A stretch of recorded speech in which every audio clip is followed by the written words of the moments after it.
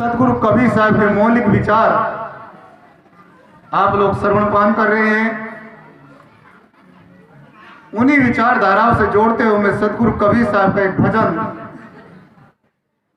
एक पद जो बीजक का पद है। सदगुरु कबीर साहब संपूर्ण मानवतावादी विचारधारा के संत थे। अभी आप सब लोग हमारे पूज्य श्री धर्म अधिकारी सत्येंद्र द्वारा समझ रहे थे कि इस गांव आला नया गांव में कितने शांति के लोग रहते हैं। और मैं भी आशा करता हूं यदि कोई अत्र तत्र अन्यत्र या सर्वत्र कहीं भी कोई ऐसा आहार करता होगा तो शायद वो छोड़ देगा। किंतु सदगुरु कबीर साहब की एक चौपाई मुझे याद आती है। सदगुरु कबीर साहब कहते हैं, बंदे कर ले आपने मेरा। बीजक का 80 शब्द है ही। आप जियत लगो आप टोर करूं मुझे कहां कर तेरा, यह अवसर नहीं चेत हूं प्राणी अंत कोई नहीं तेरा। कहीं कबीर सुनो संतो कठिन काल को घेरा। साहब कहते बंदे कर ले आपने मेरा। वैसे तो पंजाबी शब्द है बंदे, और बंदे शब्द का अर्थ दूसरा अर्थ होता है आदमी, और तीसरा अर्थ वह है जो बंधा हुआ व्यक्ति हो उसी को बंदा कहा जाता है। और ये उर्दू शब्द है। सदगुरु कबीर साहब आदमी का समग्र विकास करना चाहते थे, क्योंकि हमने दोपहर के सत्र में भी चर्चा करी थी। प्रत्येक आदमी बंधा हुआ है और प्रत्येक आदमी दुख झेल रहा है, दुख पा रहा है, किंतु उसकी दिशा और सोच ठीक न होने के कारण जहां तहां भटक रहा है। आदमी की दिशा ठीक नहीं है, इसलिए आदमी की दशा भी ठीक नहीं है। केवल मूल में आदमी है, ना आदमी ईश्वर है, ना भगवान है, ना कोई परमात्मा है। यह तो केवल हमारा समन्वयवादी विचार है। स्वामी विवेकानंद से किसी ने पूछा था, क्या आप भगवान को नहीं मानते हो क्या? स्वामी विवेकानंद ने एक ही बात कही थी, अगर आदमी इंसान बन जाए तो आदमी को भगवान बनने की जरूरत ही नहीं है। क्योंकि सज्जनों, आदमी यदि इंसान बनता है, आदमी यदि उसमें आती है, तो भगवान की डिग्री भी, भगवान का विशेषण भी फीका पड़ जाता है। लेकिन हम लोग तो इंसान के शरीर से पैदा हुए, इंसान के बच्चे कहलाए, लेकिन इंसान नहीं बन पाए। आज आदमी कितना भटका हुआ है, इसलिए कबीर साहब कहना पड़ा, बंदे कर ले आपने मेरा। इतना भटका है कि आदमी को अपना बंधन भी नहीं दिख पाता है। किसी परंपरा को, किसी विचारधारा को पकड़ लेता है, गर्व समाज के रीति रिवाज को पकड़ लेता है, उसी के पीछे अपना जीवन बिता देता है, विचार ही नहीं कर पाता है। कैसे नहीं करता, मैं एक कहानी आप लोगों से बताता हूं। एक बार की बात है, सदियों तक एक देश गुलाम रहा है। जैसे मान लिया जाए कि हमारा भारत सदियों से गुलाम रहने के बाद कुछ नौजवानों में ऐसी चिंतन उभरा, ऐसा विचारधारा उभरी, देश को आजाद करना चाहिए। और उन लोगों ने अपने बाहुबल पर देश को स्वतंत्र आजादी दिला दी। लेकिन उनमें से एक जवान के मन में विचारधारा उत्पन्न रही, हमारा भारत पूरा स्वतंत्र हो चुका है। रहा होगा कोई कबीर माइंडेड व्यक्ति, उसके मन में विचार आया कि हमारे देश के कोई पशु पक्षी भी ऐसा तो नहीं जो आजाद ना हो, उनको भी आजादी मिलनी चाहिए। प्राणीवादी रहा होगा कोई विचारधारा का व्यक्ति और निकल पड़ा जंगल की तरफ। जंगल में क्या देखता है? एक पिंजरा है, उस पिंजरे में एक तोता है और वह तोता आवाज कर रहा है, मुझे भी आजादी दो, मुझे स्वतंत्रता दो। कौन जगत की नर नारी ऐसी नहीं है? युवक हो, युवती हो, जवान हो, बूढ़ा हो, यहां का हो, वहां का हो, पूरे विश्व का हो, हिंदू हो, मुस्लिम हो, जैन हो, बौद्ध हो, स्त्री हो, पुरुष हो, शिक्षित हो, अशिक्षित हो, किसान हो, मजदूर हो, कौन ऐसा व्यक्ति जो स्वतंत्रता और सुख को ना चाहता हो? और यदि आप इसके केंद्र में जाना चाहते तो यह मंच भी इसी चीज के लिए निर्धारित किया गया कि आप लोग सुखी हो जाए, आप लोग अपनी स्वतंत्रता को पहचान ले, आप अपने आप की प्रामाणिकता को जान ले। इसी के लिए मंच आकर्षित है, इसका आयोजन किया गया है। लेकिन आदमी को कितना भी समझाए, आदमी अपनी पुरानी डगर को, अपनी पुरानी मान्यताओं को, अपने पुराने आग्रह को नहीं छोड़ पाता है, अपनी आग्रता बनाए रहता है। इसलिए संसार के प्रत्येक नर नारी दुखी नजर आते हैं। और यहां तक ही नहीं, ये संसारीय गृहस्थी जिनको हम लोग कहते हैं, ये भी आदरणीय है। आधे से ज्यादा तो साधु वेश में दुखी नजर आते हैं। इसके विषय में बताऊंगा, लेकिन इस कहानी को पूरी करूं तो उसकी आवाज सुनकर के जवान दौड़ा और उसने एक चिंतन किया, विचार किया, जैसे हम स्वतंत्र हैं, इस पक्षी को भी पूरा अधिकार है, अपने जीने का पूरा अधिकार है, अपनी स्वतंत्रता को प्राप्त करने का। क्योंकि सज्जनों, जिस भूमि पर आप बैठे हैं यह आला नया गांव नहीं है। मैं तो ऐसा मानता, ऐसा समझता हूं कि हमारा देश आला नया गांव के जैसा ही पूरा देश था। आप भगवान बुद्ध के विचार को पढ़ करके देखिए। यदि विश्व का कोई गुरु कहलाया है तो कोई धार्मिकता यदि कोई कहलाती है, यदि धर्म की कोई चर्चा करता है विश्व का अन्य देश का आदमी, तो वह सबसे पहले बुद्ध को याद करता है। बुद्ध ने मानवतावादी विचार, प्रत्येक नारी के लिए स्वतंत्र विचार सर्वप्रथम इस भारत में दिए थे। अन्यथा आज भी और प्राचीन में भी हम लोग सब पंडित पुरोहितों की बनाई हुई गुलाम की कोई झेल रहे हैं। कैसे उदाहरण दूं? एक उदाहरण से समझेंगे। रामायण की चौपाई में अभी भी लिखा है, मैं निवेदन करता हूं कोई साहू बैठे हो तेली तो बुरा ना मानना।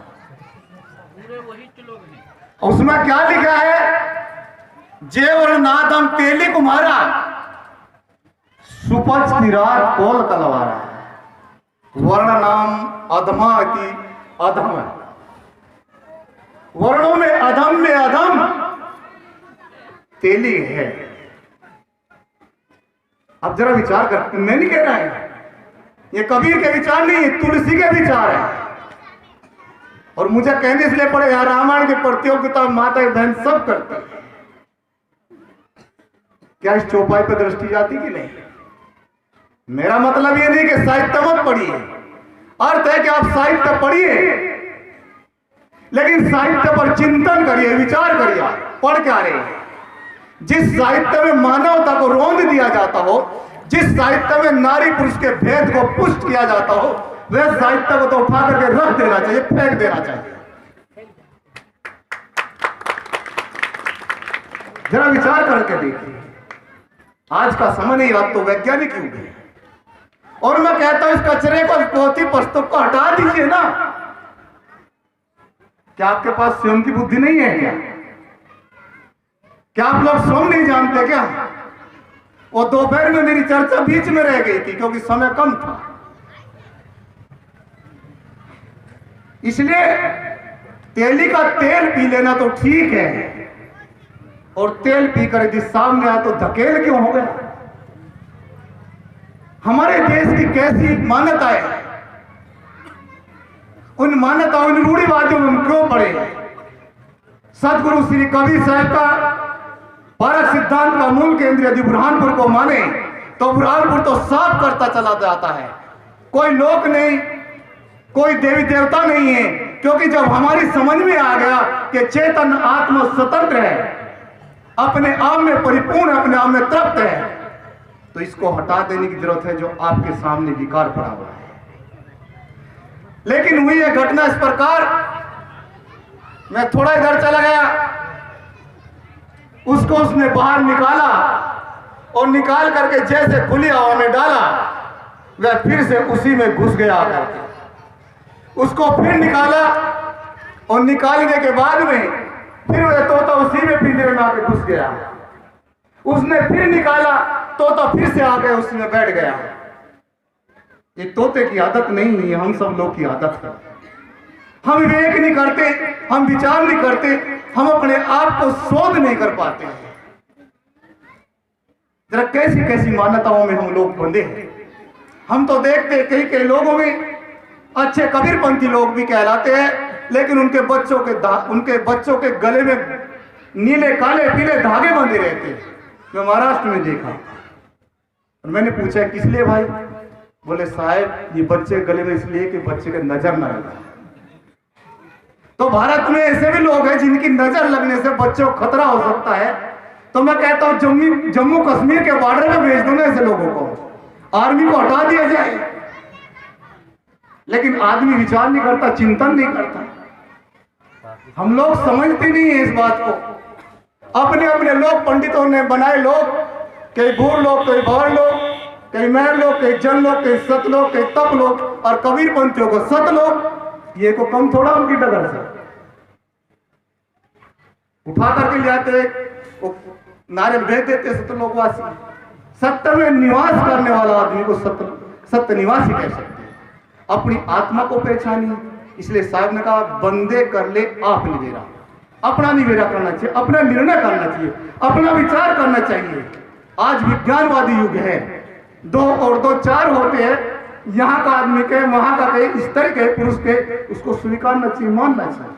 मान्यताओं को लेकर के चलेंगे तो अपने चेतन, अपने स्वरूप, अपनी आत्मा तक आप कभी तक नहीं पहुंच पाएंगे। बीच में जब तक आपके पास में आवरण रहेगा, ये आवरण कभी भी आपकी अपने आप से मुलाकात नहीं होने देगा। इसलिए सज्जनों, इस पर विचार करना, चर्चा करना। मुझे संचालक महोदय ने 15 मिनट दी थी, शायद पूरी हो गई।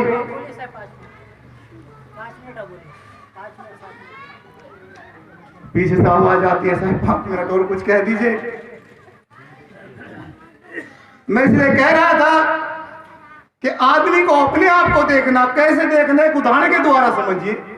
फॉर द एग्जाम्पल, सदगुरु कबीर साहब ने कहा था कि विशेषता है हमारे यहाँ अनेकों लेखक हुए, अनेकों चिंतक हुए, अनेकों विचारक हुए। बुद्ध के बाद यदि किसी का नाम आता है तो कबीर साहब का, संत रैदास का, गुरु घीसा साहब का। ये सब लोग मानवतावादी विचार के थे। आदमी यदि दुखी है तो किसी परमात्मा से दुखी नहीं, ईश्वर से दुखी नहीं, किसी पत्नी से दुखी नहीं, किसी बच्चे से दुखी नहीं। किसी भी प्रकार से आदमी यदि दुखी है तो अपने कृत्य से, स्वयं अपनी सोच, अपनी समझ से आदमी दुखी है। और उसका उदाहरण ये है, कबीर साहब की विचारधारा क्या है। कबीर साहब जब अपनी बात को कहते तो उदाहरण को पहले रख देते। साहब कहते बंदे कर ले आप निवेरा। कैसा अपना निर्णय करना? जैसे एक पत्थर पड़ा हुआ हो, एक आदमी उस पत्थर को देखता है तो ठोकर मार के चल देता है। जब एक पत्थर एक कलाकार के पास जाता है तो कलाकार छीनी और थोड़ा उठाता है और उसको त्रासता है।